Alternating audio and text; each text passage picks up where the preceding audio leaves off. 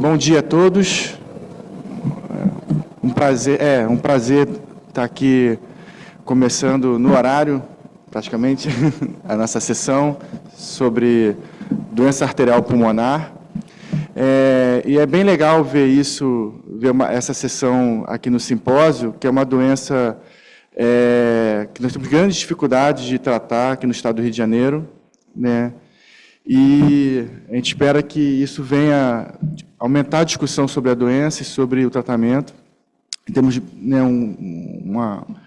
temos palestras interessantes e gostaria de chamar a doutora Jaqueline para convidar o primeiro palestrante. Obrigada, Segalotti, pela introdução. Então, essa mesa vai ter a seguinte dinâmica. A gente vai ter uma palestra do Dr. Marcelo Bandeira. O Marcelo, ele é cardiologista, membro da rotina do Hospital Procardíaco. Tem um currículo grande, né, Marcelo?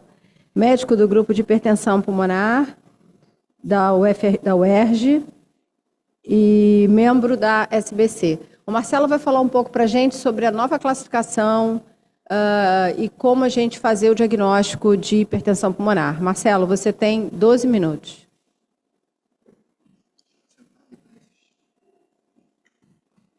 Começar a cronometrar.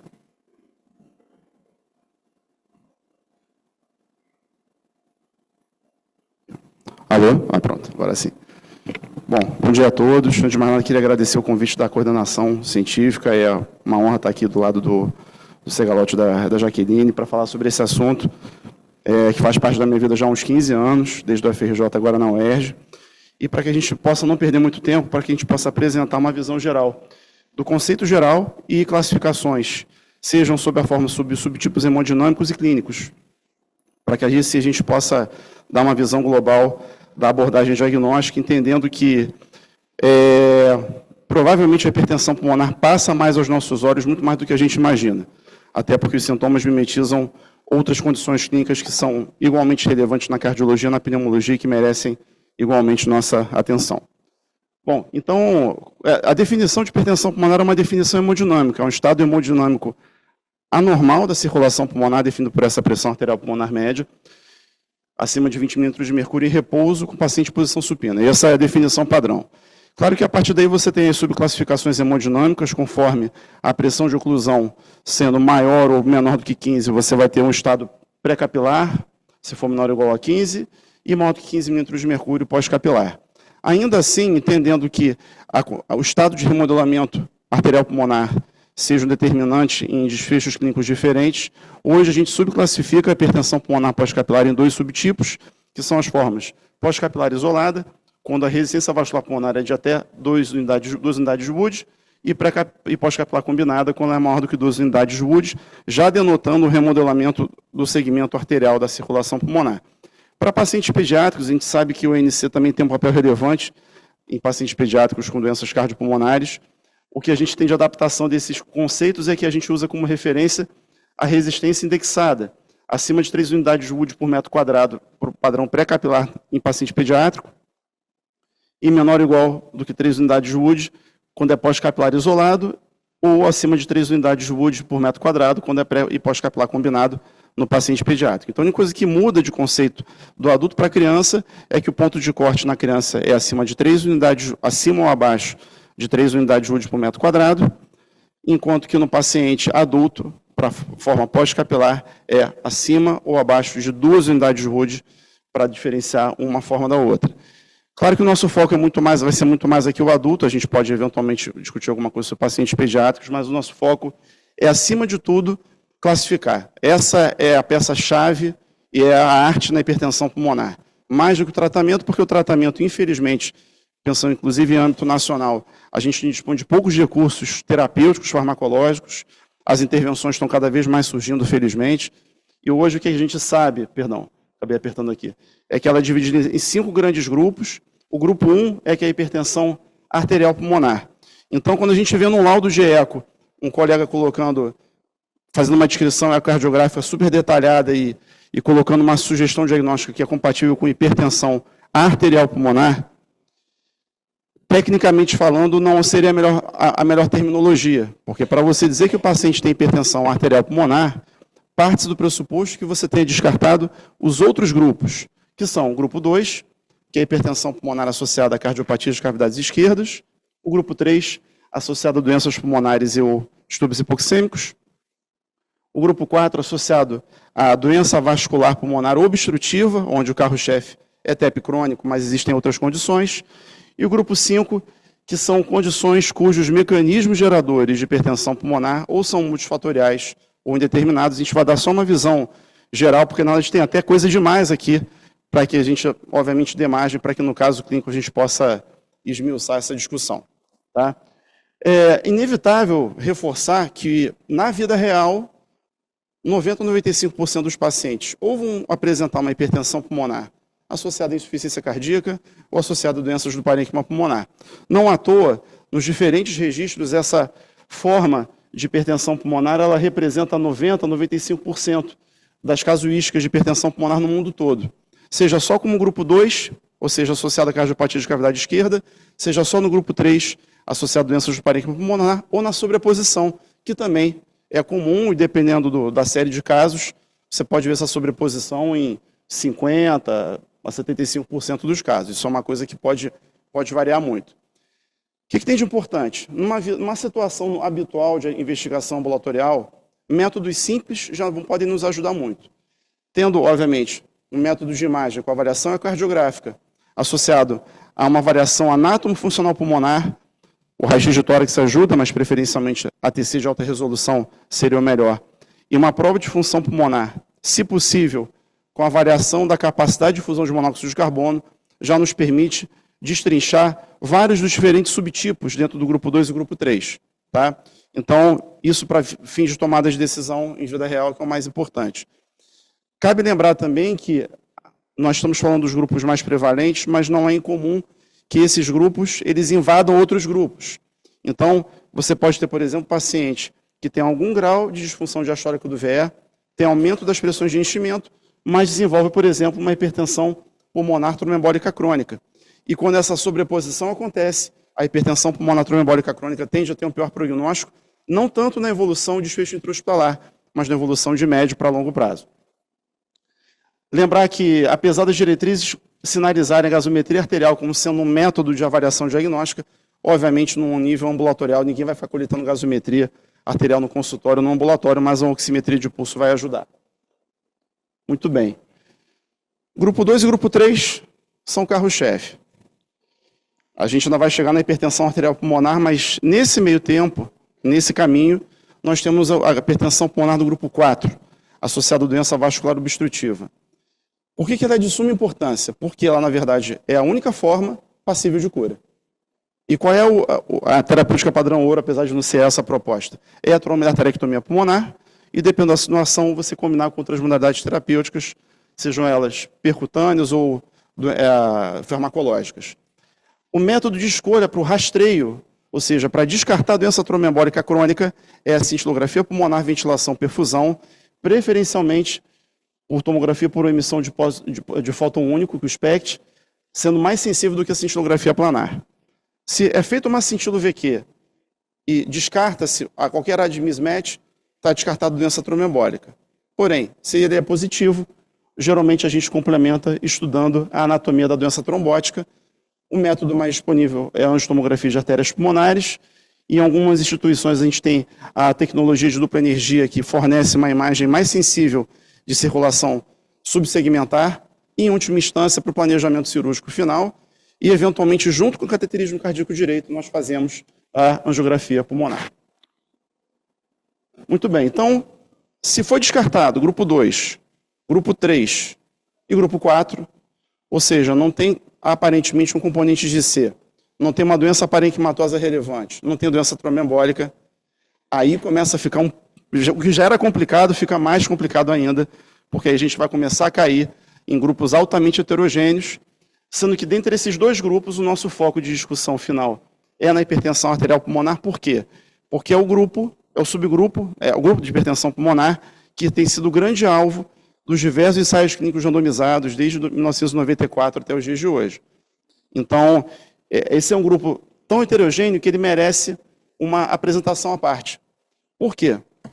Quando a gente investiga hipertensão pulmonar, descarta IC, a princípio ICFER, ICFEP, doença valvar, descarta doença do parênquima pulmonar, descarta doença tromboembólica, a investigação complementar etiológica ela é altamente heterogênea, onde nós temos aqui doenças infecciosas, autoimunes, esquistossomose, apesar de ser uma condição que nunca aparece em nenhum trial, certamente é a condição mais prevalente no mundo em hipertensão arterial pulmonar. Shunts intracardíacos, principalmente CIA e CIV. Doenças autoimunes onde esclerodermia é o carro-chefe. E muitas das discussões em centros de referência tem que ter um reumatologista perto para, em situações excepcionais, decidir o quanto que o tratamento da doença de base vai ter impacto no remodelamento arterial pulmonar reverso. Hipertensão portopulmonar. Nós sabemos que hipertensão pulmonar muitas vezes pode determinar um estado hemodinâmico proibitivo até para transplante e, às vezes, eventualmente, o tratamento farmacológico da hipertensão pulmonar pré-transplante viabiliza o transplante. HIV, essa condição que é altamente rara, que é a hemangiomatose capilar pulmonar e doença veno-oclusiva pulmonar, e hipertensão pulmonar persistente do recém-nato. Então, vejam que é um subgrupo altamente heterogêneo. Se tudo isso é descartado, ainda assim sobram 3 condições que devem ser levadas em consideração. Uma delas pode ser buscada na anamnese, que é a hipertensão pulmonar associada a drogas e toxinas, quimioterápicos, anorexígenos, drogas ilícitas, anfetamina, dasatinib, enfim, tem uma lista hoje com quase 40 drogas de associação provável ou possível à hipertensão pulmonar. Ela ganhou fama por causa dos anorexígenos na década de 60 na Europa. As formas herdadas, que são... Não é que sejam, elas são raras, mas o que é raro, na verdade, é a gente ter o recurso laboratorial para dar o diagnóstico da mutação genética. E aí, assim, no final, a forma idiopática. Né? O médico, para manter a elegância, quando ele não sabe o que é, ele tem que dizer que é idiopático. Né? Então, e por que eu deixei aqui com um asterisco? Porque, às vezes, as pessoas confundem a nomenclatura de cateterismo cardíaco direito com teste de vasorreatividade pulmonar. Lembrando que vasorreatividade pulmonar no mundo da IC é diferente do mundo da hipertensão pulmonar, e ela visa, na verdade, definir a elegibilidade para tratamento com bloqueadores de canal de cálcio. E apenas nesses 3 subgrupos é que existe um impacto efetivo na avaliação da vasorreatividade pulmonar com óxido nítrico. Resumindo a história, se você tem, após 5 a 10 minutos de óxido nítrico sendo administrado, uma queda da pressão arterial pulmonar média de pelo menos 10 milímetros de mercúrio, para um valor abaixo de 40, sem que haja queda de débito cardíaco, tem que ter os 3 critérios, nós aí sim dizemos que é vasorreativo, e mesmo assim, desses pacientes, infelizmente, apenas 1/3 se mantém como respondedores de longo prazo a bloqueador de canal de cálcio.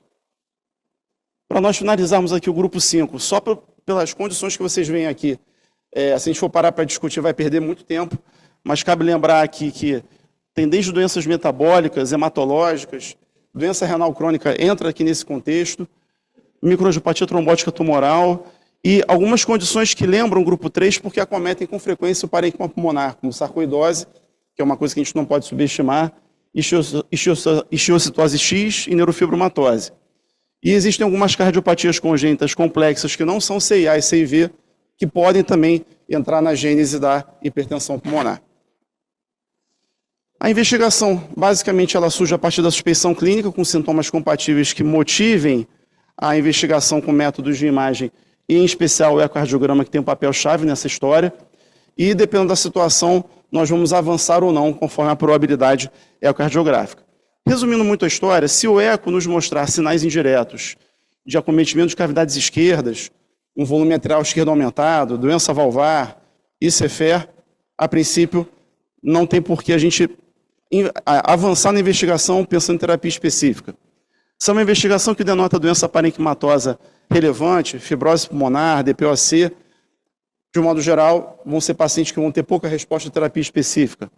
Eventualmente, você pode ter também a sobreposição desses pacientes, ou você vai ter situação em que não é nenhuma coisa nem outra. Em casos selecionados, a diretriz recomenda que para pacientes que, a princípio, tenham uma, semiologicamente falando, clinicamente falando, uma insuficiência cardíaca direita muito relevante, mesmo tendo sinais indiretos de hipertensão pulmonar do grupo 2 e do grupo 3, que seja considerado encaminhamento para centros de referência onde possam ser tomadas decisões terapêuticas individualizadas. Na verdade, assim, apesar da diretriz colocar isso, a gente não tem ainda espaço oficial para tratar hipertensão pulmonar no grupo 2 e no grupo 3, salvo situações altamente selecionadas, e por isso a decisão deve ser feita em colegiado e com outras clínicas, como, por exemplo, centros de insuficiência cardíaca, centros que tratem pneumopatia intersticial difusa e assim por diante. Entretanto, se a avaliação ecocardiográfica descarta grupo 2 e grupo 3, o próximo passo, como nós falamos, é sentido pulmonar VQ. Se ela é positiva, nós avançamos com o diagnóstico, o entendimento da anatomia trombótica da doença.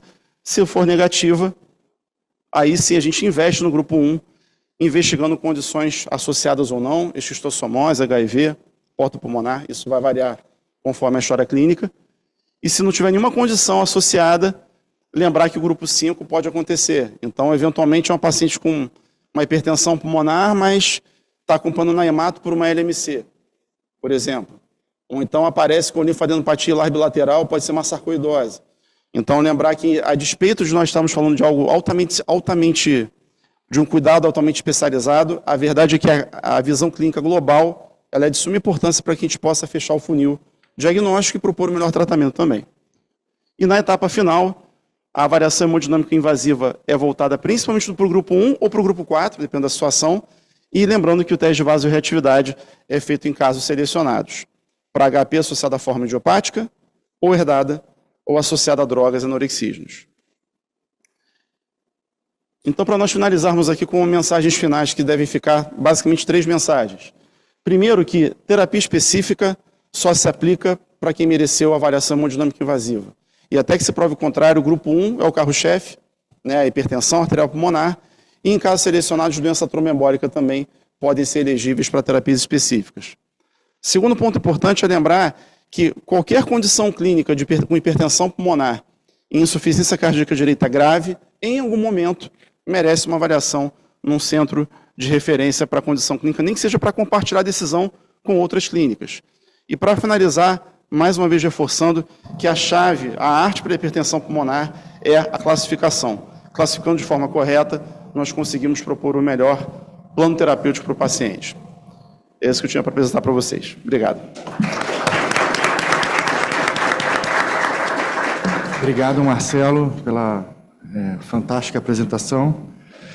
Gostaria de chamar agora a doutora Catarina Turola de Andrade, que é residente do Instituto Nacional de Cardiologia, para apresentar um caso clínico para discussão.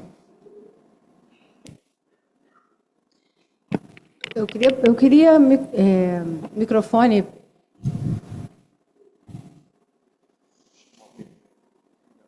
Bom dia, gente. Eu sou Catarina, sou residente R1 do Instituto. Obrigada, doutora Jaqueline, pelo caso. A gente vai apresentar um caso do Serviço de Insuficiência Cardíaca. Acho que está aqui. Nossa paciente é uma paciente do sexo feminino, 40 anos. Ela reside aqui no Rio, mas é natural da Bahia, de Salvador. E ela chega para a gente com a queixa principal de falta de ar e inchaço nas pernas. Acaba com uma síndrome de hemigênio. Ela tem uma história prévia de um TEP em 2015. Um TEP parece que, conversando com ela, um TEP importante, com repercussão hemodinâmica. E já um diagnóstico de SAF fechado em 2021. Como é que ela, de história patológica pregressa, ela tinha de importante uma internação no INC em 2021, que ela chega com uma dispneia progressiva de evolução em 6 meses, chama atenção um ganho de peso importante, a paciente tinha em média ali 90, 95 quilos, chega para a gente com 111, NIRA 3, dispneia prática quase ao repouso, e aumento do volume abdominal, edema de membros inferiores, poucos sintomas respiratórios, pouco comemorativo de ausculta, de congestão pulmonar, mas muita clínica de insuficiência venosa, de insuficiência de VD. O eletrocardiograma dela, sobrecarga de câmaras direitas, tem aí um BRD completo, desvio do eixo, radiografia de tórax. A gente tem o aumento da área cardíaca, principalmente de câmaras direitas, tem um pouco de congestão, ela chega para a gente um pouco mais congesta, mas chama atenção maior a sobrecarga de câmaras direitas. O laboratório dela nada digno de nota, a gente não tem NT para o BNP da época, mas A única coisa que chama atenção, o INR alargado, o paciente já com histórico de SAF, era anticoagulada já na época. O ecocardiograma, as medidas. A gente não tem o tamanho de VD, mas nada demais. Mas se a gente for olhar o restante do ecocardiograma, a gente tem uma disfunção de ventrículo direito importante, com uma FAQ de 14%, não tem nenhuma disfunção segmentar no ecocardiograma. Tem um aumento importante das cavidades direitas e as válvulas mitral e aórtica, nada demais. E tem uma essência tricúspide funcional secundária à dilatação ventricular. Tendo esse eco, essa disfunção, essa história prévia de TEP e o eco já com uma sobrecarga de VD importante, a história de dispneia e a pouca tolerância ao exercício, foi feita uma angiotomografia de tórax dessa paciente. E nessa angiotomografia a gente consegue ver já a falha de enchimento de contraste no tronco da artéria pulmonar, tanto para a pulmonar direita quanto para a esquerda. A direita um pouco pior do que a esquerda. A gente tem aqui a falha de enchimento. E se a gente for ver, até o finalzinho, o contraste nas bases, ele já quase não chega.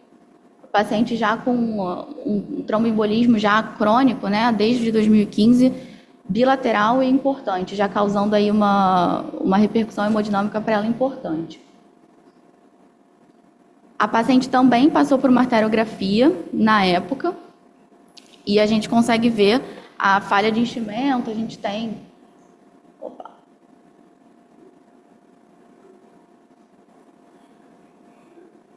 Aqui, falha de enchimento dos dois, bilateral, tanto direito quanto esquerda, da artéria pulmonar.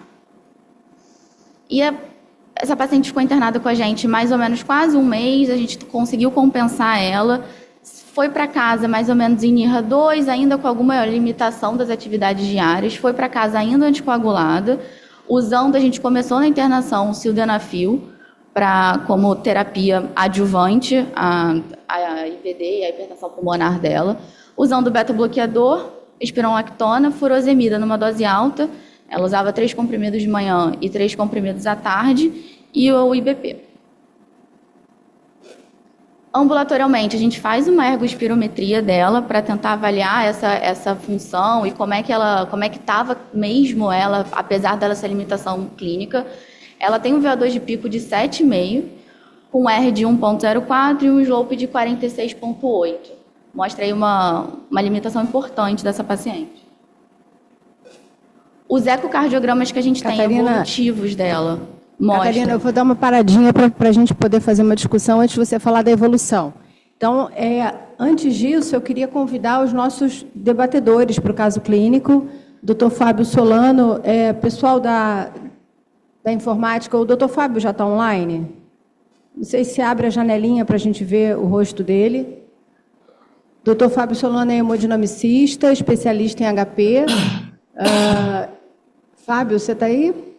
Oi, desculpe, a tosse é minha. Bom dia. Ele vai entrar, a gente vai falar melhor. O Dr. Rodrigo Guerreiro. Rodrigo, ele é hemodinamicista do Instituto Nacional de Cardiologia e médico do grupo de hemodinâmica da Casa de Saúde São José. E a doutora Luciana Tagliatelle, que é médica responsável pelo transplante cardíaco pulmonar do Copador e líder do grupo de terapia intensiva pulmonar. Marcelo está convidado para continuar com a gente. E aí, assim, a pergunta... Esse é um paciente que chegou no Instituto e internou via regulação descompensada com IVD. Evolutivamente, a gente faz todos esses exames que a Catarina mostrou, né, sobre a carga ventricular direita, um VA normal, uma HP muito importante e um tromboembolismo pulmonar crônico. Ela tinha um passado de uma cirurgia cardíaca por conta de um trombo. Ela chega, uma internação anterior dela, ela interna com um trombo dentro do ventrículo direito e sinais de HP. E ela foi operada, acho que a Catarina comentou isso, né? Foi retirado esse trombo em movimento e ela permaneceu com HP. Então, ela tinha de comorbidade, além de uma obesidade, ela tinha uma intervenção prévia. Acho que isso é muito importante para essa discussão. E aí, Marcelo, a gente compensou ela, entendeu que não era para fazer nada naquele momento, a gente estava conhecendo a doente, começou um trial de sildenafil, e eu queria a tua opinião sobre isso, porque a gente sabe que isso não está em diretriz, mas é o que a gente acaba fazendo. E aí ela vem em segmento ambulatorial. Então, eu queria a tua visão, inicialmente, para esse ciclo, para a gente falar como ela evoluiu ambulatorial. Perfeito. Então, assim, Jaqueline, a melhor coisa que tem para a gente aprender é com o caso clínico de vida real, porque realmente em congresso falar que não tem que você pré-tratar um doente em classe funcional 4, isso é muito bonito em congresso, mas em vida real todo mundo faz isso, faria a mesma coisa, né? Primeiro ponto. Segundo ponto, assim, entendendo que a doença tromboembólica tende a ter realmente uma evolução rápida, né? E por um acaso ela está mostrando até a evolução ecocardiográfica da função do VD, que, de certa forma, corrobora isso. Uma situação como essa, assim, a gente volta, de certa forma, para a mesma questão, né? Entendendo que tem passado de TEP, tem SAF, correr atrás de doença tromboembólica até que se prove o contrário e inviabilidade de tratamento cirúrgico. E discutir hipertensão pulmonar tromboembólica crônica, para a gente que é cardiologista, fica muito mais fácil de entender, porque lembra muito doença coronária, né? Sem modalidade cirúrgica, agora tem modalidade percutânea, não tem esplaquetário, mas anticoagula, tem terapia específica para hipertensão pulmonar, tem uma série de modalidades que se assemelham com a gente. Então, numa situação como essa, era inevitável iniciar um tratamento para evitar que ela daqui a pouco começasse a fazer síncope de repetição. E eu achei super interessante, porque aquela imagem que você mostrou da angio-TC, né, que a Carolina mostrou, o corte da angiotomo, quando mostra a relação do VD com o VE, é a chave fisiopatológica, né, dos sintomas da hipertensão pulmonar. Né, você tem o deslocamento do septo, faz o Bernheim reverso e começa a fazer síncope direto, que por si só já é um marcador de prognóstico. Então, iniciar tratamento era fundamental para evitar a progressão e ganhar tempo para depois seguir para o próximo passo, com anticoagulação otimizada. Uma coisa que às vezes a gente acaba transpondo do mundo da IC para a hipertensão pulmonar é a questão do beta-bloqueador e buscar uma frequência em torno de 70, não necessariamente precisa, mas é uma coisa que deixa em aberto. Tá, então, assim, do ponto de vista prático, essa é uma paciente que precisa de uma intervenção mecânica, né? Isso, exato. Cirúrgica ou angioplastia, a gente vai discutir aqui o cenário, a elegibilidade, e do ponto de vista de tratamento, o que a gente tem de terapia direcionada para isso? Perfeito. Então, assim, aí sim, baseado em evidência, na teoria, assim, a terapia farmacológica padrão ouro, nesse caso, seria o Hilsiguat, né? É um agonista de guanilate ciclase solúvel. Foi o primeiro fármaco validado em trial para hipertensão pulmonar tromboembólica crônica não operável ou pós-tromboarteriectomia pulmonar. E existem estudos que validam a estratégia de você fazer o switch, né? A transição de sildenafila para Hilsiguat, obviamente nunca os dois juntos, gera muito evento adverso, não tem nem racional farmacológico para isso, para que aí, sim, em paralelo, você possa seguir com outras terapêuticas combinadas, sejam elas percutâneas e assim por diante. A gente também vê o inibidor da endotelina, a bozentana, ser prescrita nesse cenário, né? Fala um pouquinho disso e se na sua prática você acaba lançando mão por serem doentes extremamente complexos. Como a gente, numa situação de vida real, acaba ficando muito limitado com as chances de intervenção percutânea, e nos casos selecionados, acaba se tentando fazer isso, não é a melhor estratégia, mas, assim, acaba que, a partir do momento que você tem já uma terapêutica estabelecida voltada para o óxido nítrico, vamos dizer, Hilsiguat, e a despeito disso a doença começa a progredir, e não há uma perspectiva de intervenção percutânea, por mais estranho que pareça, quer dizer, um paciente com um fármaco só, você considerar listar para transplante não é uma coisa de todo absurda, né? Entendendo os nossos recursos, pensando no âmbito regional. Ok. Vamos seguir, eu vou querer que o Fábio faça um comentário, mas eu queria que a Catarina seguisse até o próximo estágio. Posso seguir? Vai. Deixa eu ver até.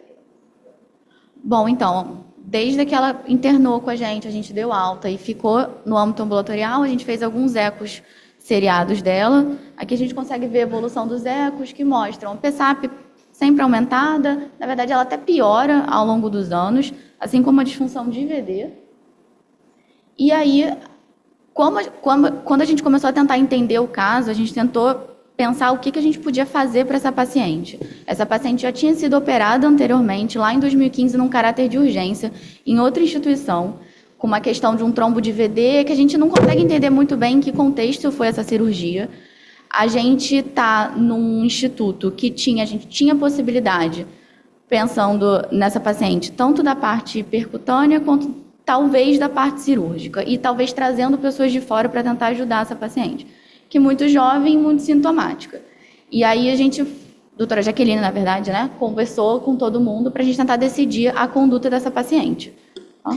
Então, assim, do ponto de vista clássico, essa é uma doente cirúrgica, né, Marcelo, nas diretrizes, e aí a gente fez um heart team envolvendo o Grupo da Bahia. Na época a gente tinha até o Yuri, que é um cirurgião cardíaco de lá, o Fábio, que está com a gente aqui, Segalotti participou também. E aí, Segalotti, me fala um pouco sobre operar essa paciente, que seria o padrão ouro, né? Ir lá, abrir, tirar os trombos e é cura, como o Marcelo mostrou na aula dele. Como é que você vê esse caso para a cirurgia? Primeiramente, a gente tem que entender que não é simplesmente abrir, tirar e resolver, né? Essa cirurgia é uma das cirurgias mais complexas que tem dentro da cirurgia cardiotorácica, tá? Ela depende de um time muito bem organizado, institucional, né? Que não depende apenas o resultado positivo ou negativo, não depende apenas da equipe cirúrgica, né? Tem aí a equipe clínica pré-operatório, preparo pré-operatório, o time dentro da sala com anestesia bem preparada para isso, a perfusão também, a gente vai entender que a circulação extracorpórea é fundamental nessa cirurgia, né?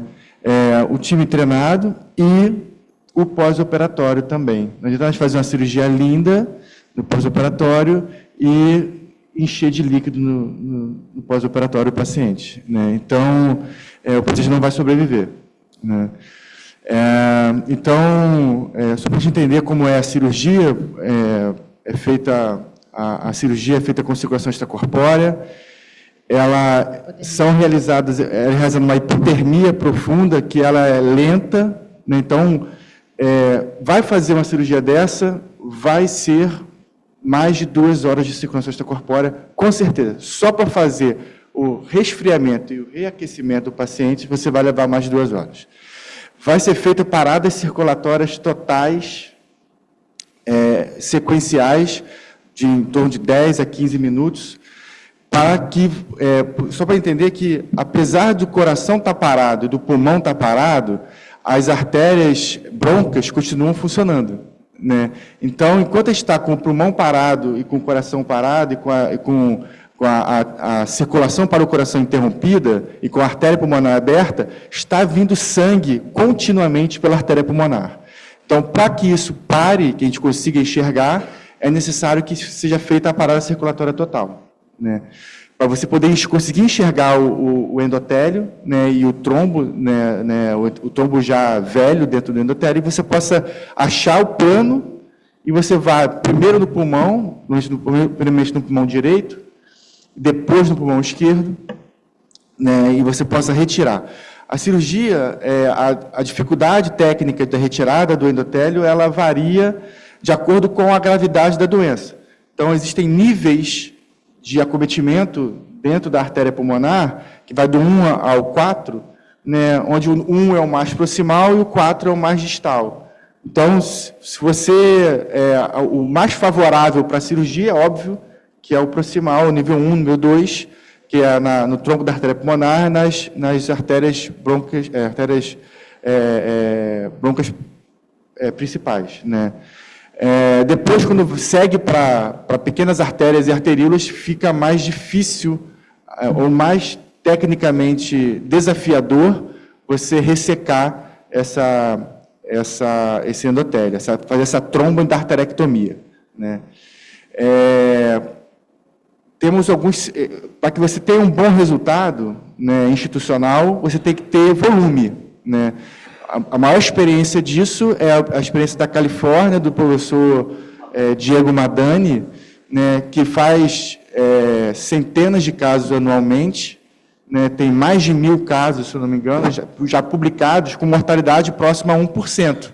é fantástico, né? Acho que é Irreprodutível. Irreprodutível, né? Mas a gente quer chegar perto disso, né? Para isso, a gente chegou a fazer uma proctoria no Instituto do Coração, em São Paulo, alguns anos atrás, que também é um centro de referência, um dos poucos centros de referências nacionais em tromboide arterial pulmonar crônica. Eles também, na época que eu era residente lá, a coisa era mais incipiente do que é agora. Hoje eles têm um serviço muito bem organizado, tem um cirurgião torácico dedicado só a isso, que é o Orival, né? Ele é fantástico, você conversando com ele, cara, super empolgado e mergulhou de cabeça na tromboide arterial pulmonar, e ele que faz, junto com o professor Fábio, a coisa andar lá no INCOR, né? Então, eles conseguem ter um fluxo regular de pelo menos uma cirurgia por semana, né, já com resultados bem melhores quando eles integraram o time completamente, né? Então, o Instituto, assim, a princípio, a gente entendeu que a gente não estava pronto para sim, seguir com esse caso. Esse caso tem uma outra, você já comentou, tem uma outra particularidade, que é uma reoperação, né? A reoperação, nesse caso, tornaria a cirurgia mais tecnicamente difícil por conta, como eu já falei, a hipotermia profunda, o tempo de SEC, o risco de sangramento pós-operatório seria muito alto, intraoperatório e pós-operatório, por conta da reoperação. Então, a gente achou que no PNC, naquele momento, né, não diria nem somente para o PNC, para o Estado do Rio, nós não temos hoje no Estado do Rio de Janeiro um centro que faça tromboide arterial pulmonar crônica com regularidade. Talvez um centro osso faça uma cirurgia ou outra de forma esporádica. E com resultados aquém, porque é complexo e a gente acaba não tendo isso organizado. Nós tentamos fazer isso no passado e não foi bom.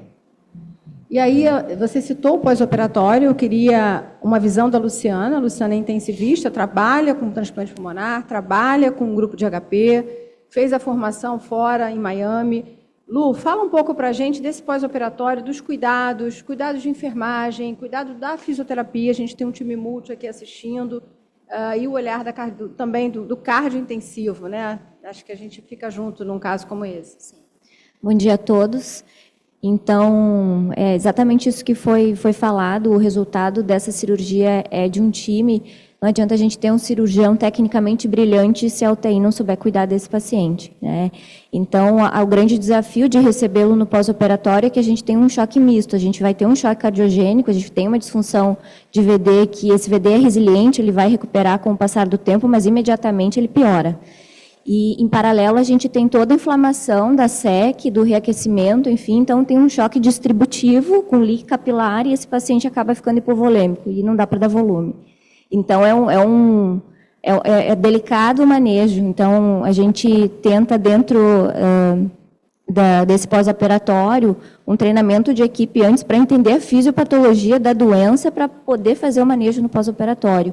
E esse treinamento tem que ser da equipe inteira, equipe multi. Então, desde enfermagem, médico e fisioterapia, esse paciente talvez vá precisar de suporte extracorpóreo fora do ambiente de centro cirúrgico, né? Precise de ECMO, veno-venoso, depender se for só hipoxemia, porque pode fazer reperfusão a partir do momento que desobstrui as artérias. Ou então um veno artério venoso com suporte cardíaco junto, até que esse VD resiliente recupere. E dentro do que a gente pode usar de drogas, tentar poupar a noradrenalina para não taquicardizar tanto o paciente, usar mais vasopressina, ressuscitação com albumina, né, com coloide, não com cristalóide, para tentar manter dentro do vaso. Paciente sangra, então a ressuscitação, às vezes a gente abre mão de usar o cristalóide e acaba ressuscitando até com sangue mesmo, se for necessário.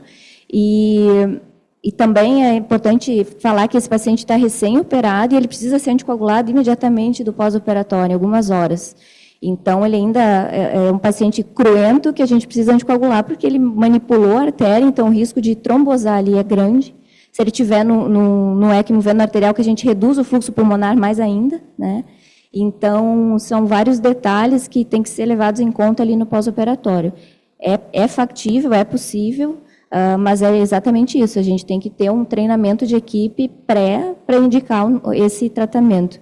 Eu acho que ainda o volume dentro do Rio de Janeiro não é grande, porque esse paciente quase não chega para a gente, ele chega muito tardio, às vezes numa condição muito ruim, e como ele raramente chega, eu acho que os centros não se preparam tanto, não o volume de cirurgia cardíaca, uma cirurgia pulmonar diária, né, como os centros de referência. Então, acho que o principal dentro disso é começar do básico, que é identificar esse paciente, fazer o diagnóstico precoce para acompanhá-lo, para poder indicar o tratamento e, em paralelo, construir esses centros, né, de referência. Não pode ser todo hospital que faça, né, tem que ter uma equipe treinada para isso, tem que ter suporte para isso, porque ele pode precisar, né, do suporte maior, para poder recebê-lo e ter um bom resultado. Senão é só tentativa, né? Maravilha. E aí eu queria o Fábio, se o Fábio puder entrar aqui, o visual dele, o vídeo dele. Fábio, a gente discutiu muito esse caso com você viu essa arteriografia com a gente, porque diante de todo esse racional aí de que nós poderíamos não ter sucesso nesse caso, a gente pediu a sua opinião para falar um pouco sobre angioplastia de artéria pulmonar, né? Então, fala um pouco para a gente sobre a evolução da angioplastia de artéria pulmonar, que é uma coisa que as diretrizes anteriores colocavam com um nível de evidência, uma recomendação muito baixa, e ela cresceu muito na nova diretriz europeia, né, como recomendação, talvez especialmente, não só pelo ganho de experiência que o grupo da hemodinâmica ganhou, mas também por isso tudo que foi comentado, né, por ser um procedimento caro, grave, difícil, com uma mortalidade alta em centros que não estão muito preparados. E aí a gente está tendo uma modificação hoje no conhecimento atual, no nível de indicação da angioplastia. Eu queria que você fizesse esse review para a gente e falasse um pouco do caso. Oi, Jaque, bom dia. Vocês estão me ouvindo? Estão me Sim. ouvindo bem? É um prazer estar aqui com vocês. Agradeço o convite. Trabalhar com vocês sempre é muito especial para mim. Bom, esse caso é um caso muito interessante por diversas razões, pelo que já foi mencionado. É uma paciente que, a princípio, quando vocês me mostraram a tomografia e a angiografia dela, o cateterismo, imediatamente eu pensei que, do ponto de vista anatômico, seria uma paciente cirúrgica realmente, né? Uma doença com um padrão obstrutivo muito proximal, cheia de oclusões vasculares, né? Mais proximais do que a nível segmentar. Então, isso é uma fotografia assim, de um paciente realmente mais cirúrgico. Mas, como já foi dito, a gente tem que considerar todas as variáveis relacionadas a essa paciente, antecedente já de uma cirurgia, né, questões relacionadas ao serviço, acessibilidade da endarterectomia, tempo da doença da paciente e também possibilidade técnica de realização do tratamento que está mais acessível para ela, que nesse caso aí a gente considerou para a angioplastia pulmonar. Bom, a angioplastia pulmonar, ela, como você falou, ela já vem passando por uma evolução aí desde o final da década de 90, com os primeiros casos de angioplastia feitos nos Estados Unidos, em alguns centros na Europa, em que se notava que havia um grande impacto hemodinâmico relacionado à abertura dos vasos principalmente acometidos, mas também com um grande preço a pagar por uma taxa de complicação e mortalidade elevada. Né? Com o refinamento da técnica feito por vários centros japoneses a partir da primeira década do século, e várias publicações começaram a surgir a partir de 2012 em diante, se viu que essa técnica poderia ser mais efetiva e mais segura do que ela era inicialmente. Então, daí, o procedimento começou a espalhar novamente pelo mundo, né, do Japão para a Europa, Estados Unidos, Brasil. Nós começamos aqui em 2015 a fazer esses procedimentos. E a quantidade de evidências, né, não só de centros isolados, mas estudos multicêntricos e, mais recentemente, estudos randomizados envolvendo a angioplastia pulmonar, mostraram que, de fato, é um procedimento que veio para ficar e que tem um lugar importante nesse algoritmo de tratamento dos pacientes com HPTEC, com hipertensão pulmonar tromboembólica crônica. Então, eu acho que, em resumo, seria isso já, que a quantidade de evidências, o refinamento da técnica, isso se tornou mais seguro para o paciente, com taxas de mortalidade menores e, mais recentemente, a gente tem visto, inclusive, algumas evidências de impacto na sobrevida dos pacientes. Algo semelhante, não é definitivo, mas algo semelhante ao que se via já com a endarterectomia pulmonar. Maravilha. Vamos seguir? Vamos. E aí, nesse contexto que o Dr. Segalotti explicou, o Dr. Fábio também trouxe para a gente, foi optado por fazer o tratamento percutâneo dessa paciente. O Dr. Fábio veio para o Rio, na verdade, orientar e ajudar a equipe do Instituto, e a gente prosseguiu com a angioplastia dessa paciente. Não sei se o Fábio quer comentar as imagens. Ele consegue? A gente consegue pôr só o áudio dele para aparecer as imagens? Tô aqui. Estão me ouvindo? Não, ele vai entrar agora. Sim, sim. Consegue colocar a imagem da apresentação e o áudio?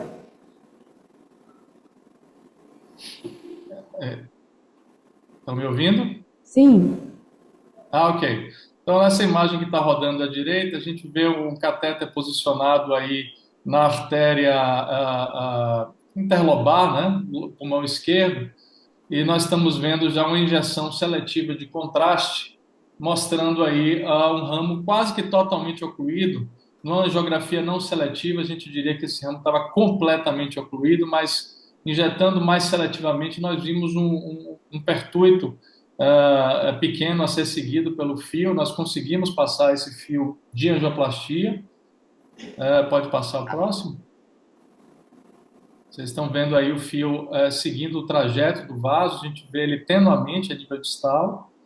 Acho que nós já começamos a fazer, eu não estou enxergando bem daqui, mas algumas insuflações com balões de tamanho pequeno. Pode ciclar essa imagem aí. Pode seguir para a próxima. E aí nós começamos a ver já o vaso, dois segmentos aí, né, o segmento 10 e o 9, com 2 fios guias, né, um em cada um, já começando a aparecer depois das primeiras dilatações com balão. Pode passar o próximo. Então a angioplastia é feita dessa forma, né, com insuflações com balões de tamanhos progressivos, sempre tendo muito cuidado com o posicionamento do fio guia a nível distal para evitar perfurações, que é uma causa comum de complicações do pós-operatório. E a gente já vê 2 segmentos que estavam completamente fechados aparecendo, né? O segmento posterior e o lateral do lobo inferior esquerdo. Pode passar o próximo. Acho que foi o resultado final aquele. Nós paramos nesse momento, né? Uma grande diferença da angioplastia para a cirurgia é que a angioplastia tem que ser feita de forma estadiada. Então, em várias sessões de cateterismo cardíacos, né? Então, nessa primeira sessão, nós optamos por tratar só 2 segmentos. É uma paciente que tem um nível de hipertensão pulmonar muito elevado, então isso aumenta um pouco o risco de complicação no pós-operatório, edema pulmonar associado ao procedimento. E quanto mais vasos você abre de uma vez só, maior a extensão dessa potencial complicação no pós-operatório. Então, nós optamos por ser bem conservadores para evitar complicação e dar chance da paciente prosseguir com novas sessões no futuro. Rodrigo, lá no Laranjeiras a gente acabou fazendo esse procedimento com o auxílio do Solano, né? Mas tanto o César como você estavam lá, a gente se organizou. Eu queria que você falasse um pouco como é que é a estrutura para fazer isso, porque a gente falou muito da estrutura da cirurgia, a gente precisa até de pinças específicas, né? Uma sec longa e tal. E me fala um pouco da estrutura, né? E da execuibilidade da gente construir isso dentro do Instituto, uma vez que a gente também vai precisar de material, vai precisar de algumas coisas. Conta um pouco para a gente como foi essa construção. Bom dia. Do ponto de vista prático, já que tecnicamente, eu acho que é um procedimento em termos de materiais, fora a bainha principal, é bem factível para o Instituto fazer. São 2 fios de angioplastia, como angioplastia coronária normal, e como o Dr. Fábio falou, são balões que são escalonados, balões de angioplastia mesmo, que tem no armário lá do dia a dia, né?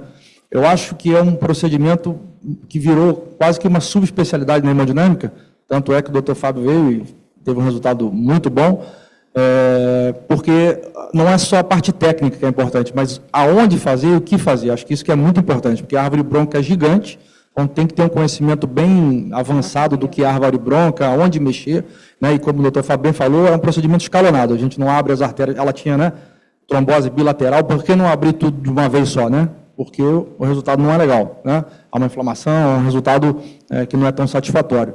Então, mas do ponto de vista técnico, acho que o Instituto tem toda a condição de reproduzir isso nas próximas vezes, tá? Mas, sem dúvida, chamar o Dr. Fábio, que hoje é um dos maiores especialistas na área, acho que ajuda, não só ajuda, como nos ensina muito, porque aonde mexer e o que mexer, apesar de parecer simples tecnicamente, não é. Porque o risco de complicação, o risco de perfuração, né, há pequenos detalhes que podem influenciar muito no resultado final do procedimento. Esse teu comentário é super importante, porque é uma subespecialização. O César Medeiros, que não está aqui, está viajando, na ocasião, ele falou, acho que dá para fazer, dá para a gente aprender. Ele saiu do procedimento com o Fábio e falou, caramba, não dá não, eu não vou conseguir fazer isso sozinho, né? A gente, realmente o conhecimento que ele tem da árvore, da anatomia da árvore pulmonar é muito maior do que eu sei. Então, eu entendo que a gente precisa treinar pessoas, né, especialmente no estado do Rio de Janeiro. Acho que o Fábio é um expoente nacional, né? Talvez a pessoa que tenha mais experiência no Brasil, treinou no Japão, enfim. Mas a gente precisa desenvolver isso com os nossos residentes, com os nossos alunos, e ter aqui alguns nomes no Rio de Janeiro. Você vê dessa forma? Vejo. Acho que é um caso bem interessante, né? Eu acho que talvez a população seja até subestimada, né? O número de casos, né? Talvez, como a doutora falou aqui, não cheguem até a gente os casos, né? Talvez no Instituto lá a gente até tenha um N maior aí de pacientes que possam vir a fazer mais casos, mas sem dúvida, tecnicamente, eu diria para você que não é nenhum bicho de 7 cabeças, mas o resultado final tem que ser em mãos de pessoas mais qualificadas, não tem dúvida, e a gente não tem experiência, né? No Rio de Janeiro como um todo, né? Eu estou me sentindo no final dos anos 90, né, onde a hemodinâmica, a gente fazia trombólise para infarto, depois veio a hemodinâmica. Hoje a hemodinâmica faz tudo, faz válvula, faz tudo. E eu entendo, eu estou enxergando a história, né, o enredo dessa doença, como daqui a pouco a gente operando muito menos do que a gente operava. E eu acho que a gente precisa investir nisso, como tecnologia, como instituto, até como custo-efetividade nacional, porque é um procedimento barato, como você falou. Colocado estente, acho que vale a pena colocar. Não é colocado estente. Não é colocado estente, não tem prótese. Então, assim, a gente precisa, de fato, puxar isso no estado do Rio de Janeiro. Marcelo, algum comentário sobre? De certa forma, basicamente reforçar o que você e o Rodrigo falaram, e que em outros países, assim, um dos modelos de progressão de curva de aprendizado é por meio de parceria clínico-cirúrgica. Ou seja, você tem hospitais que têm uma expertise muito de avaliação clínica, você sendo de referência. Por exemplo, eu sei que na França, você tem 2 hospitais, tem um hospital que é voltado só para intervenção em circulação pulmonar e outro só para avaliação clínica de todos os modelos. Então, pensando em termos de Estado, muito possivelmente o que o futuro vai nos reservar ou nos exigir é que o centro de referência que tem expertise clínico, né, crie uma rede clínico-cirúrgica exatamente para poder municiar um local que evolua com essa curva de aprendizado.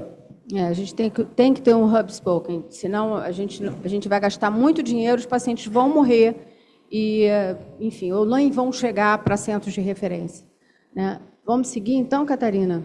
Rapidinho, só passar o ecocardiograma pós-procedimento dela. A gente teve uma queda ali da PSAP para 67, a anterior era perto de 80, a gente não sabe muito se é do próprio procedimento, mas, de fato, a paciente clinicamente já teve alta, já está em casa e refere uma melhora nas atividades dela. Ela acha que tem um pouco menos de cansaço e dificuldade nas atividades de vida dela.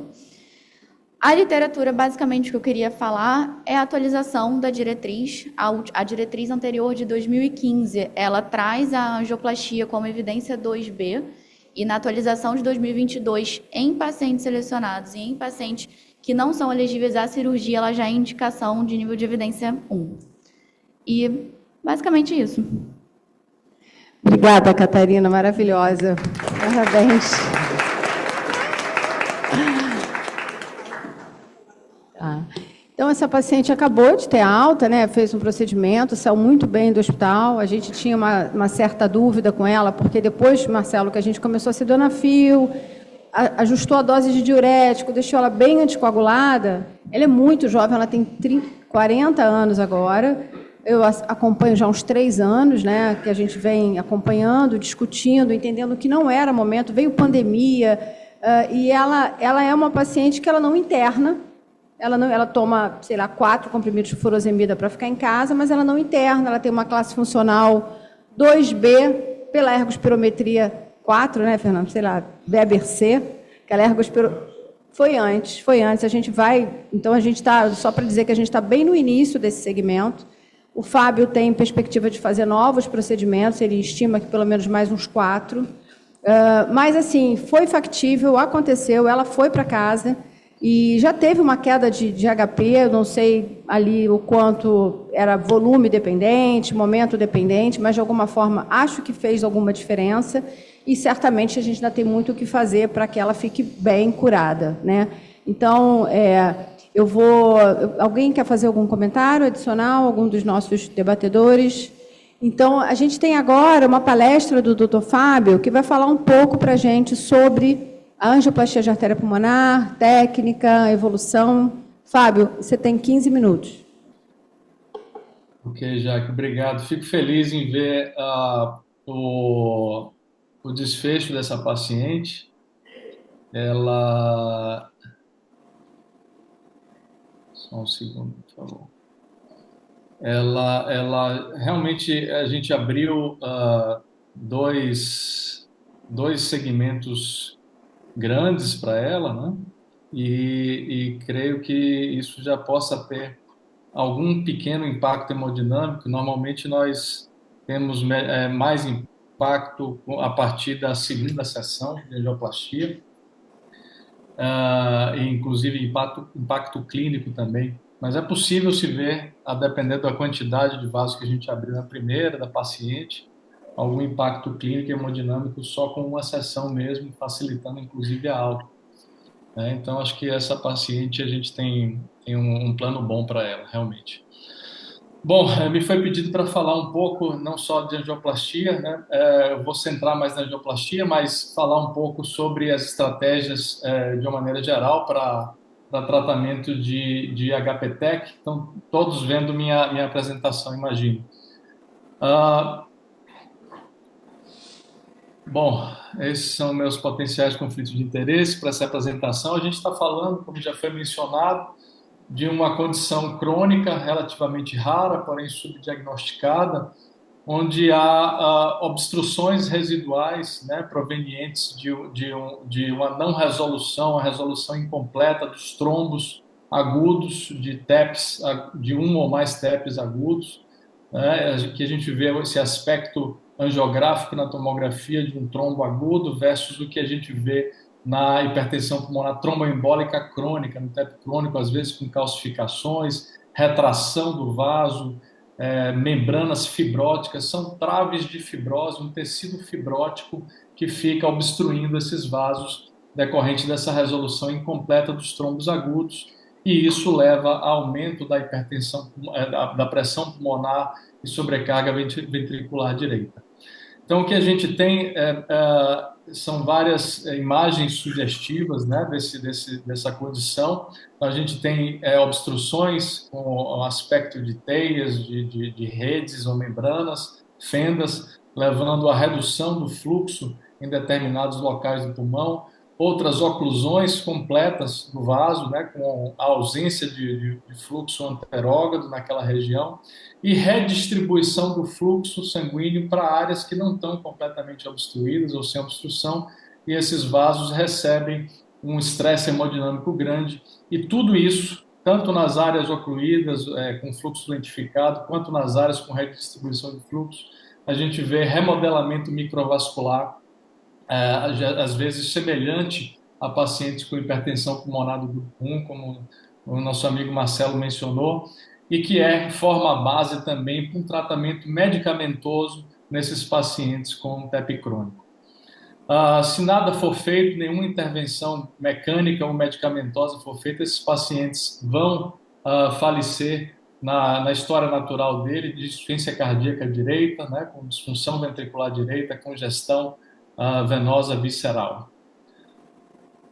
Para evitar isso, então, a gente tem que fazer um diagnóstico precoce, o mais precoce possível, e tentar atuar o mais rápido possível, porque a gente sabe que quanto mais tempo esses pacientes levam nessa condição, mais remodelamento microvascular e maior a chance de hipertensão pulmonar persistente, mesmo que uma intervenção mecânica seja bem sucedida. Para diagnosticar, a gente faz o diagnóstico definitivo através do cateterismo cardíaco direito, a hipertensão pulmonar pré-capilar, como o Marcelão já mencionou, num paciente com obstruções vasculares típicas e sempre já em anticoagulação efetiva, pelo menos 3 meses. Esses pacientes têm que já estar em uso de anticoagulante para descartar qualquer componente de trombo subagudo que possa estar interferindo na hemodinâmica desses pacientes. O que muda a curva de sobrevida desses pacientes, já classicamente nós sabemos disso, é a cirurgia de endarterectomia. Então, apesar da angioplastia estar recebendo um grande holofote, um grande enfoque atualmente, às custas dos seus resultados bons, não devemos esquecer que a cirurgia comprovadamente reduz a mortalidade desses pacientes e é ainda a terapia preferencial e deve ser estimulada em todos os pacientes. A cirurgia, como já foi mencionado, é uma cirurgia extensa, né, com a circulação intracorpórea, onde se objetiva fazer uma endarterectomia a partir da íntima do vaso, retirando todo esse material fibrótico que a gente mencionou, obstrutivo, né, em momentos de parada circulatória total, sob hipotermia profunda. Então, a gente tem o esfriamento desses pacientes para 18, 20 graus, depois o reaquecimento, tempos de SEC realmente muito prolongados, e é necessário uma curva boa de aprendizado, não só para o cirurgião, mas para a equipe de terapia intensiva, como o Lu mencionou. A grande vantagem desse procedimento é que tem um impacto hemodinâmico imediato. Então, esse é um caso aqui operado por nosso colega Yuri Mello, aqui em Salvador, né, mostrando a redução imediata da hipertensão pulmonar. Mas a desvantagem é que é um tratamento realmente de alto custo, de muito difícil acesso pelo SUS, né, e exige, de fato, uma estrutura hospitalar e de terapia intensiva que pode influenciar em 30% a 40% ou mais dos casos. Se a cirurgia é bem feita, ela consegue curar a hipertensão pulmonar, chega perto disso, e reverter aquele remodelamento cardiovascular com o aumento do VD, né, reduzindo o coração ao tamanho normal antes da doença. E isso melhora, sem dúvida nenhuma, a mortalidade. Mas nem todos os pacientes têm esse padrão anatômico favorável para a cirurgia, que seria um padrão de doença mais proximal, a nível lobar, principalmente. Então, muitos pacientes têm um padrão predominantemente mais segmentar, subsegmentar, como a gente vê no lado verde desse gráfico, e isso em grandes registros chega a ser 30% a 40% dos pacientes. Na maioria dos centros, isso é considerado um paciente não operável, pela maioria dos centros que fazem cirurgia de endarterectomia. Mas isso varia muito de acordo com o expertise de cada centro. Então, para esses pacientes, nós tendemos a oferecer tratamento medicamentoso ou angioplastia pulmonar, uma combinação dos dois.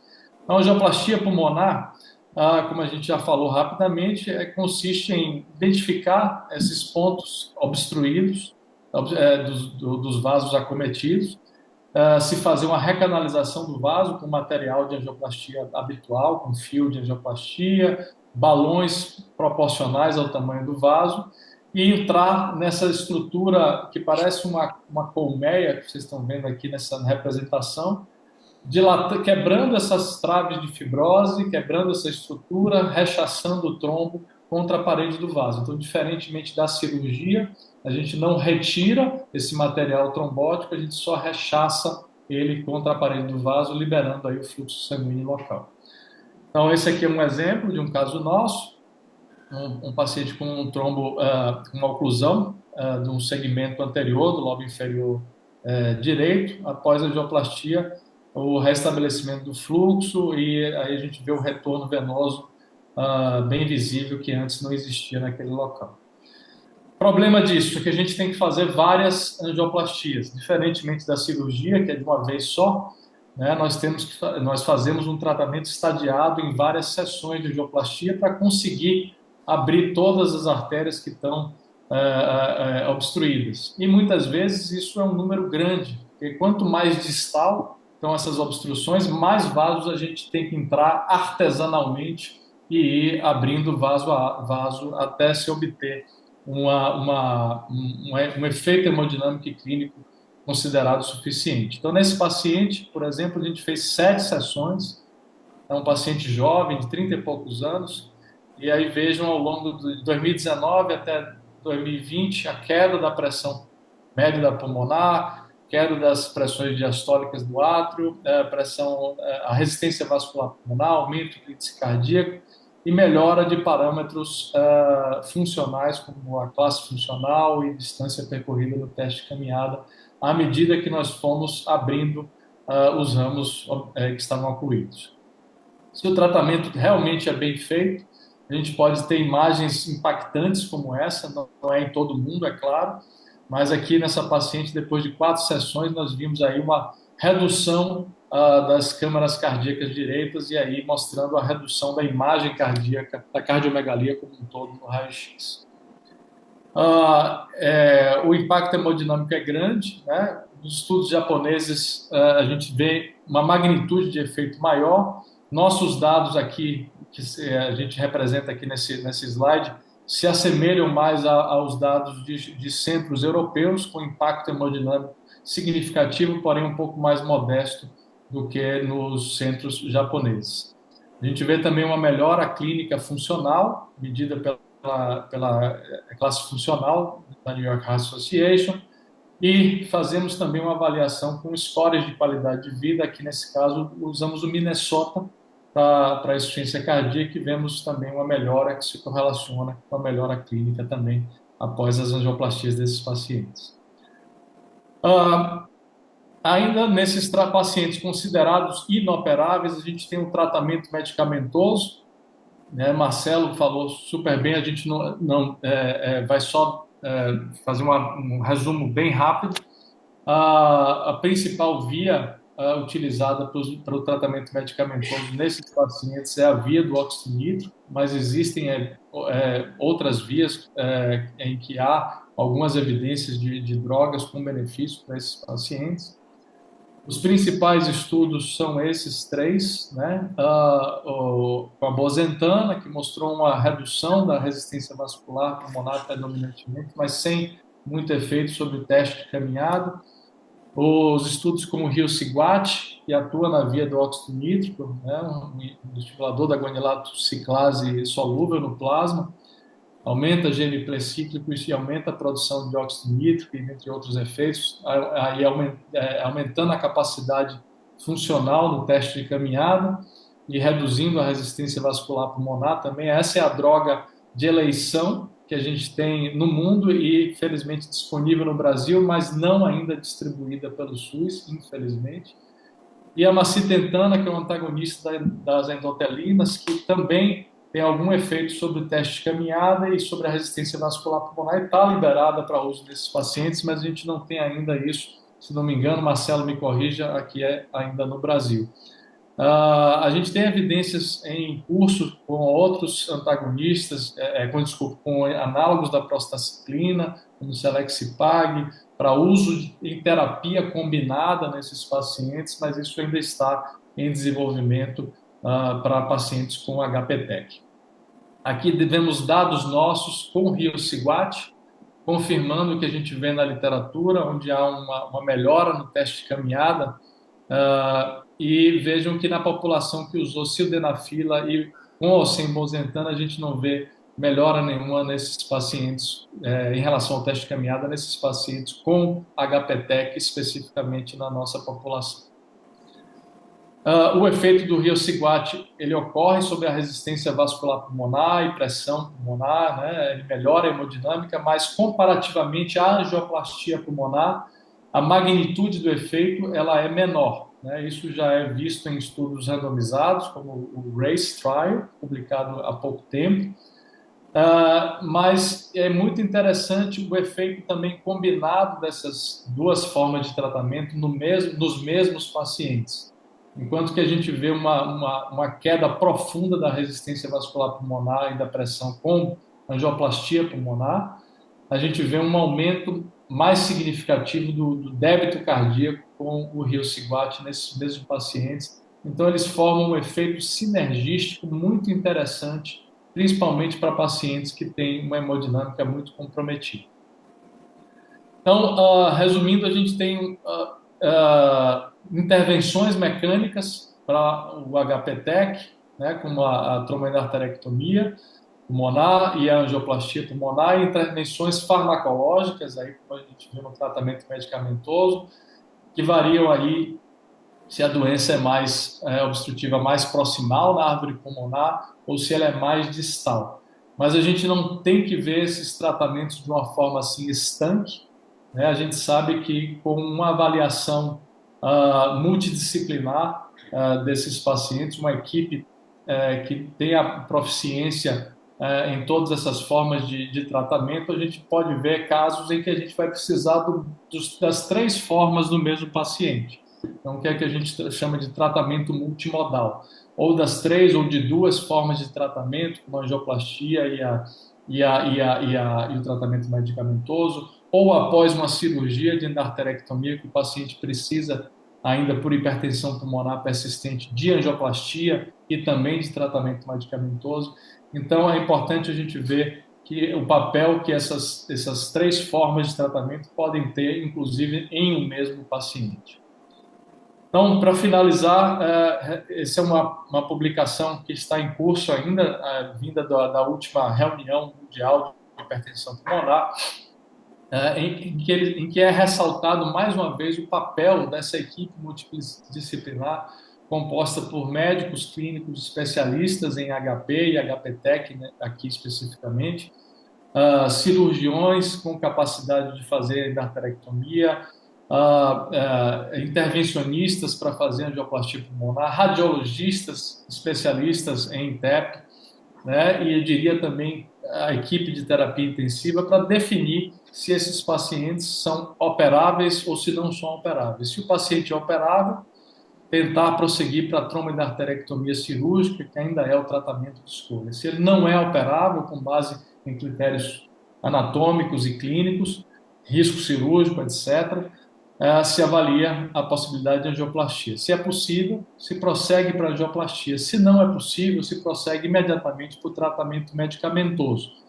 Há casos, obviamente, em que a gente faz o tratamento medicamentoso antes da angioplastia pulmonar, isso é mais a prática corriqueira atual, mas há outros casos em que a gente considera, sim, se o paciente não tem uma hemodinâmica muito ruim, partir direto para a angioplastia pulmonar e deixando o tratamento medicamentoso como uma opção subsequente.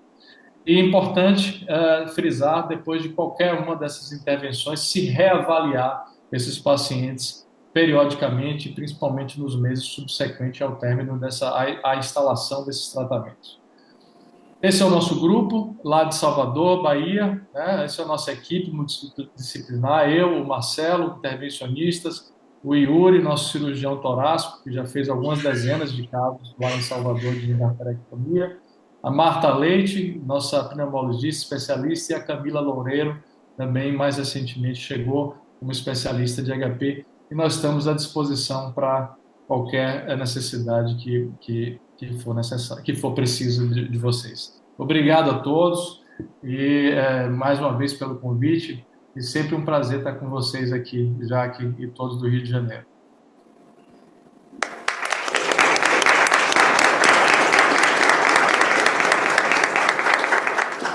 Fábio, obrigada pela maravilhosa apresentação. A gente ainda tem 15 minutinhos para algum debate, perguntas.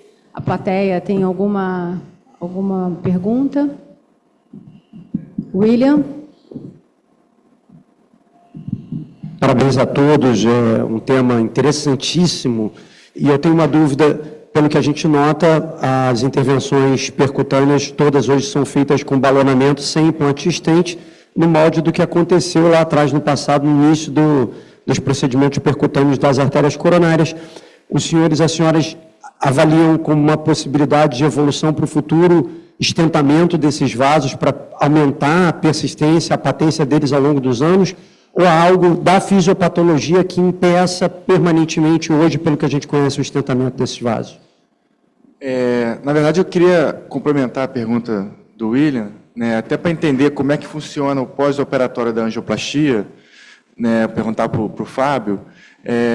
Existe taxa de reoclusão da artéria pulmonar, dos ramos, né, como é que é manejado isso, como é que é feito o acompanhamento disso, né, se você já falou que existe uma terapia específica depois com anticoagulante, mas é feito algum exame para acompanhar, é feito novos cateterismos ou angiotomografia de pulmonar para poder avaliar isso periodicamente, e se, como o William falou, se existe a possibilidade de você colocar no futuro um stent. Obrigado, Segalotti, pelas perguntas, e muito importantes essas perguntas.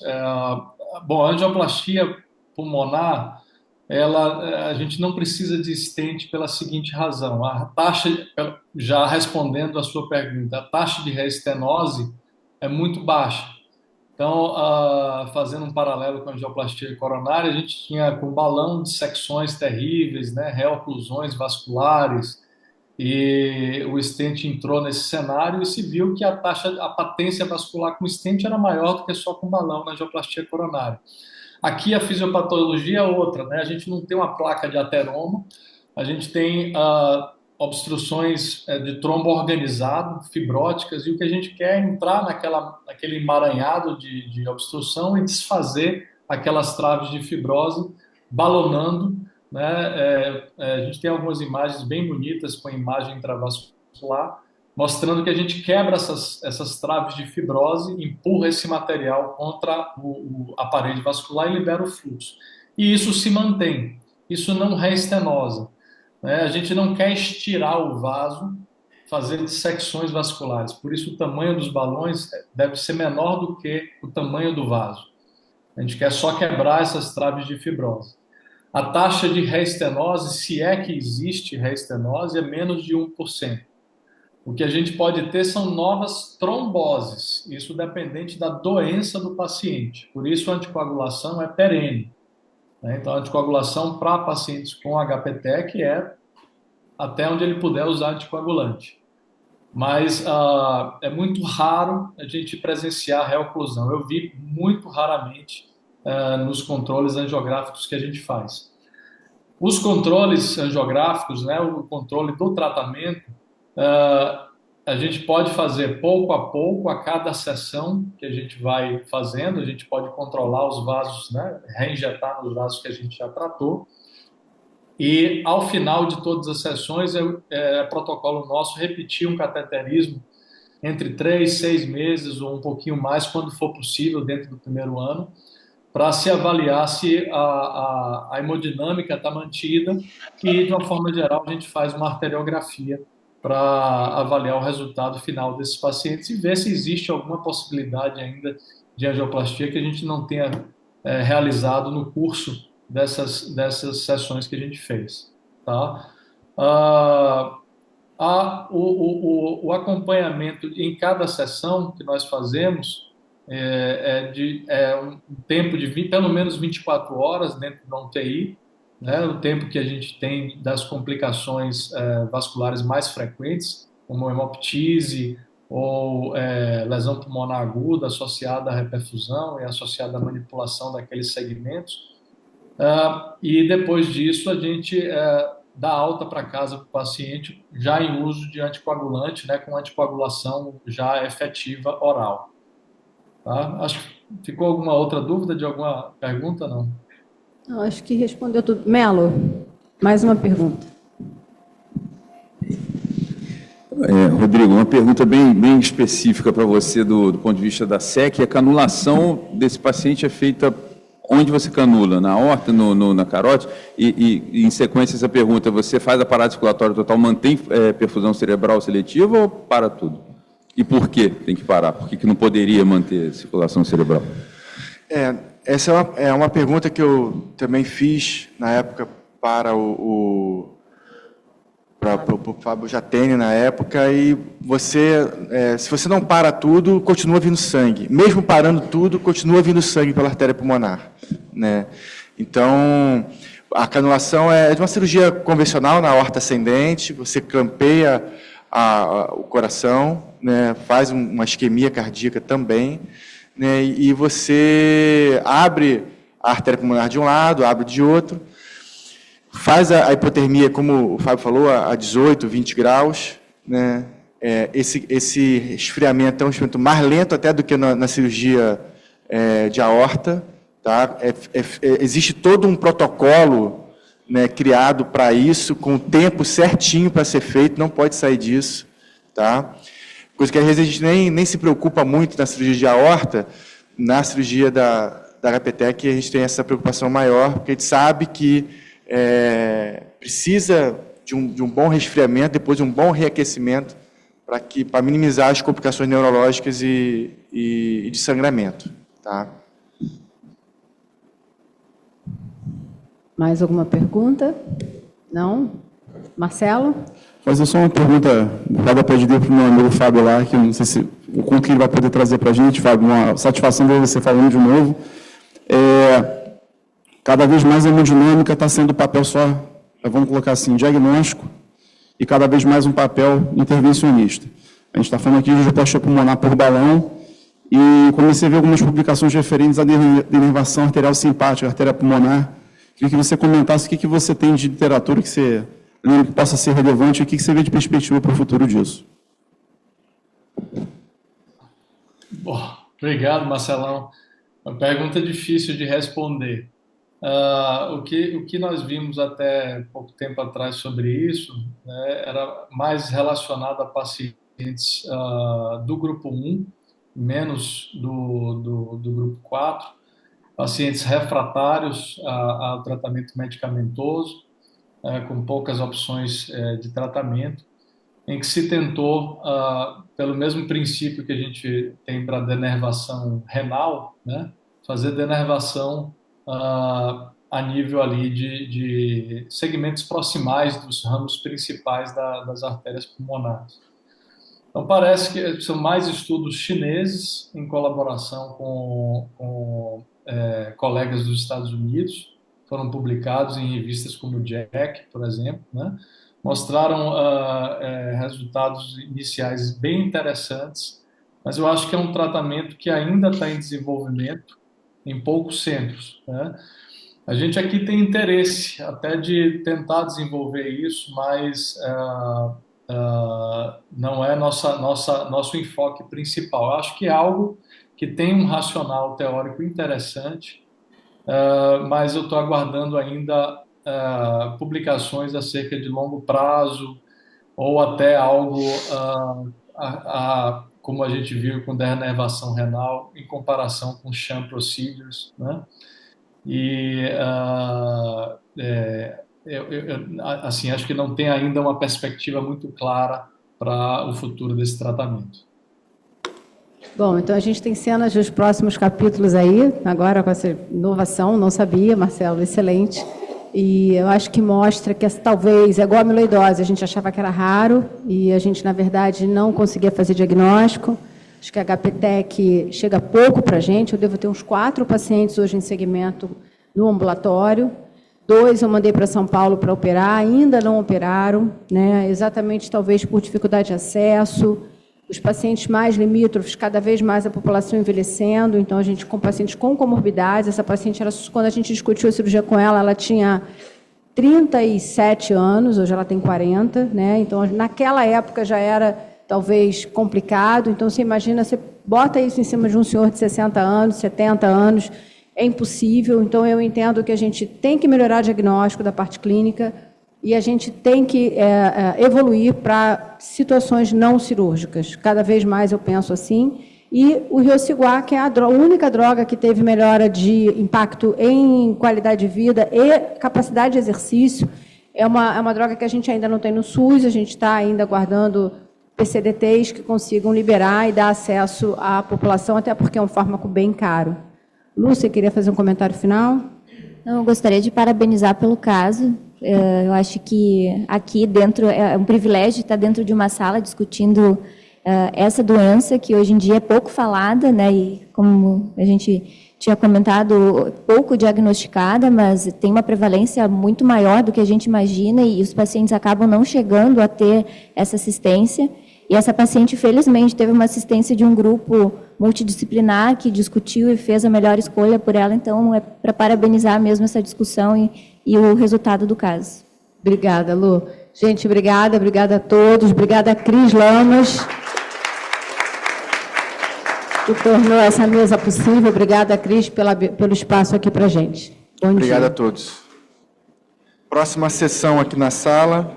Agora é o intervalo. 10 a 10h30. Obrigado.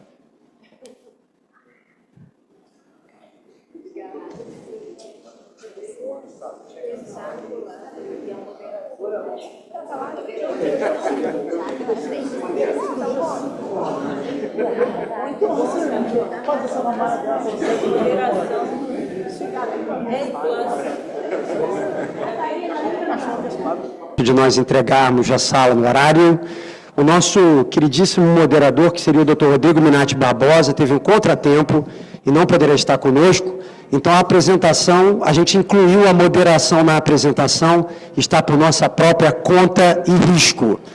Aqui do meu lado, eu estou acompanhado pela doutora Juliane Freitas Rafael, uma colega estimada, preciosíssima, extremamente competente, mestre em ciências cardiovasculares, com ênfase em cardiopatia hipertrófica genética, pelo Instituto Nacional de Cardiologia, arritmologista do INC, coordenadora do Serviço de Arritmia da Casa de Saúde São José e do Hospital Quali Ipanema, doutora Juliane, e esse que vos fala é o Dr. William. Eu sou eletrofisiologista, coordenador da eletrofisiologia adulto do Instituto Nacional de Cardiologia e eletrofisiologista da Rede DOR São Luís.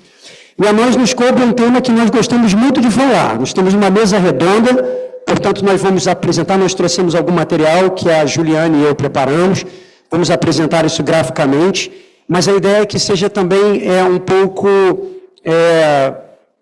interativo. Então, se alguém quiser nos interromper, a qualquer hora e momento, vamos fazer o maior proveito dessa sessão o possível e vamos nos movimentar, já que a sala está tão gelada.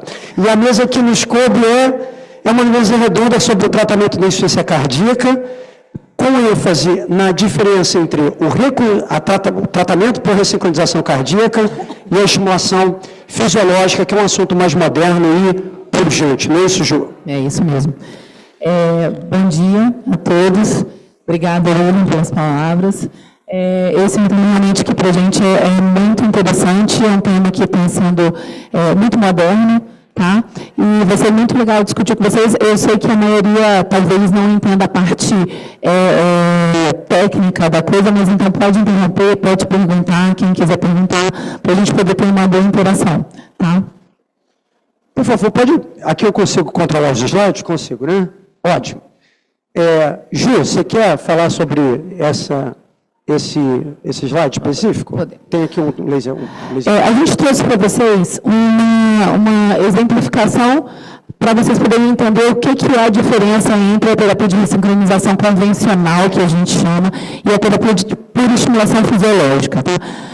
E exatamente por que a gente chama a terapia nova de uma terapia de estimulação fisiológica. Aqui é um sistema de condição normal do coração. A gente vê o nosso sinusal no topo do átrio direito. Esse sinal gerado é distribuído pelos átrios, encontra no átrio ventricular, feixe de rins, ramo esquerdo, ramo direito, fibras de Purkinje, que fazem uma contração de maneira sincrônica entre o ventrículo esquerdo e o ventrículo direito. Tá? Essa é a condição normal do coração. Então, toda vez que a gente pensa em ressincronizar um paciente, a gente está tentando buscar o mais próximo do sincronismo ventricular entre o ventrículo direito e o ventrículo esquerdo. Quando a gente pensa a respeito da estimulação artificial, como que é feita a estimulação artificial de maneira convencional? Isso sem ser a terapia de ressincronização. A gente coloca um eletrodo no átrio direito, para a gente poder captar o sinal ou estimular o átrio direito, e coloca um eletrodo no ventrículo direito, para captar o sinal ou para estimular o ventrículo direito. Seja ele mais antigamente na ponta, como os mais comumente hoje no septo alto. Só que a gente tem que entender que toda vez que a gente coloca esse eletrodo no ventrículo direito de uma maneira convencional, a gente está estimulando esse músculo de célula a célula. Tá? Então, obviamente, a gente vai estimular primeiro o ventrículo direito. Esse estímulo vai célula a célula sendo distribuído por esse ventrículo, dá uma volta e só assim ele vai estimular o ventrículo esquerdo. Isso invariavelmente, mesmo se a gente quiser muito colocar lá no septo alto, a gente vai causar um desincronismo, um atraso na estimulação do ventrículo esquerdo de maneira artificial, de maneira eletrônica. Tá? E aqui a gente consegue ver, através da avaliação da despolarização das paredes, como que isso acontece na despolarização do ventrículo de maneira. Quando você tem uma despolarização normal, você tem esse ventrículo sendo despolarizado de maneira homogênea. Quando você coloca um eletrodo no ventrículo direito de maneira convencional, você vai ter um atraso na parede. Está vendo que eles mudam de cor? Isso demonstra tempo de ativação desse ventrículo. Tá? Quer falar alguma coisa? Né? Nesse gráfico de cores que a gente está vendo, quanto mais vermelho, mais precoce é. Então, o que está vermelho está acontecendo primeiro, e o roxo ou azulado, ele está acontecendo por último. Então, quando você vê a ativação normal, que é o primeiro gráfico ali, ele está sendo ativado por toda a rede de Purkinje, que são milhões, milhares e milhões de pontos que se distribuem e ativam o coração todo sincronicamente. Quando a gente distribui isso ou substitui isso para estimulação artificial, você está teoricamente trocando um sistema composto por milhares de pontos para um sistema com 1 ou 2 pontos. Então, aí sim vem aquele gráfico que a Juju está falando. O primeiro ali é do padrão de um bloqueio de ramo esquerdo. Notem ali, aquele dali é o gráfico de ativação de um paciente que tem bloqueio de ramo esquerdo. Então, o septo, a parede septal está sendo ativada primeiro, porque está vindo da direita para a esquerda. E a parede lá, lateral do ventrículo esquerdo, é a última a ser ativada. Isso gera uma desincronia de paredes, de forma que primeiro está batendo o septo e depois o ventrículo. Isso diminui a eficiência da contratilidade cardíaca. Eu gosto de brincar no consultório, quando eu vou explicar para o paciente, eu digo que isso aqui é o problema do tubo de pasta de dente, que dá briga de casal. Né? Tem gente que quer tirar a pasta de dente de baixo para cima. Os mais antigos que usavam colinos até iam dobrando assim a pasta de dente para tirar o máximo. Se você aperta o tubo no meio, uma parte sai, uma parte volta. Um coração com bloqueio de ramo esquerdo é aquilo. Você está apertando o meio da parede antes de você apertar a ponta, por causa da desincronia. E já na outra figura, que é a CRT, na terapia, notem que eu tenho um ponto vermelho na parede septal e um outro ponto ali que a Juju está mostrando na parede lateral. Então, a ideia é, você transforma aquele paciente do bloqueio de ramo esquerdo nesse paciente, ou seja, você tira o atraso da condução na parede esquerda, para tentar fazer com que as paredes de novo se contraiam mais ou menos no mesmo tamanho. Essa é a base da terapia de ressincronização cardíaca, clássica. Né? Exatamente. E aí, só que se vocês notarem, a gente tem, mais uma vez, uma estimulação, mesmo que seja de uma tentativa de sincronismo ponto a ponto. Né? Você tem primeiro o ventrículo direito e o ventrículo esquerdo, mas não deixa de ser uma estimulação célula a célula, que tem alguma correção, mas a gente não consegue uma correção total nesse desincronismo. A terapia de estimulação esse ano, ela veio, na verdade, como uma tentativa de diminuir esse desincronismo, mesmo que seja um desincronismo menor. Ela foi iniciada na década de 90, mas ela ficou muito tempo por conta de material, que a gente tinha, eletrodos que não eram dedicados para isso, ficou muito tempo ali quietinha, ninguém dava muita bola para ela, não. Em 2013, quando houve a melhora nos acessos da técnica, estabilidade dos eletrodos, começaram a melhorar um pouco mais os materiais, ela apareceu de novo, e com o conceito de que 15% dos pacientes onde há estimulação no ventrículo direito desenvolvem disfunção ventricular. Tá? 15% daqueles pacientes em que a gente coloca o marca-passo convencional é bastante coisa, se a gente pensar que isso vai trazer um impacto em piora de qualidade de vida e função desse coração.